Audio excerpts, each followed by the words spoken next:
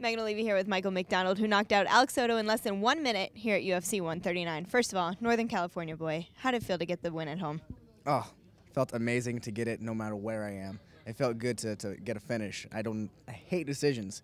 It usually means I get punched in the face more when I'm in the cage longer, so I'm glad to get out of there quick.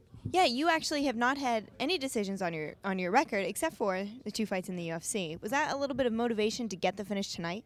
Oh yes, oh yes. I felt really disappointed in myself that, I've had 10 first-round stoppages before today and 1 second-round stoppages, and then my only 2 fights decisions in the UFC. And I really felt like I wanted to show everybody what I'm about, and I am not about writing things out and getting the decision. I like finishing fights. I like being exciting. I like being someone people like to watch.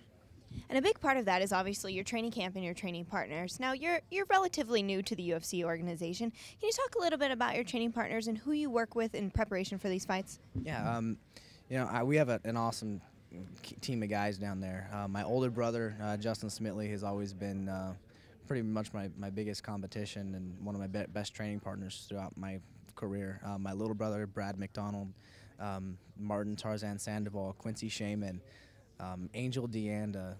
You got so many guys up there that have helped me out. And Rolando Velasco. I can't even, I can't even say everybody. They are just amazing guys, and they're always there for me. My coach, Professor Tom Theophanopoulos. I don't even know what to say. Speaking of your older brother, I actually saw him yesterday at the hotel. He was in the little store, and he was saying that you were having a bit of a rough time with the weight cut. Did you feel the same way? Because by that noise, I would say yes. Yeah, I felt like dying. I was lightheaded for about three hours before the weigh-ins. It was the hardest cut that I've ever had, but I'm just complaining about it. It was hard, but it was worth it. I'm just so happy to be able to go home and eat something good now. Yeah, well deserved. But before I let you go, we've got Uriah Faber versus Brian Bowles, a fight in your weight division. How do you see that playing out?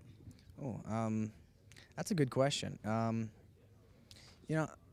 think I'd give the upper hand to Uriah a little bit just because I think they both have pretty decent technical striking. I think Brian has a little bit more power, but if Jose Aldo couldn't finish, Uriah, I don't see Brian Bowles doing it with strikes. And the wrestling itself, I think Uriah is a little bit better. I don't think Brian Bowles is going to be able to finish, but I think Uriah will be able to get the decision. So I'll give the slight upper hand to Uriah. All right. Well, congratulations, Michael. Go eat that well-deserved meal. Yes, thank you so much. Thank you.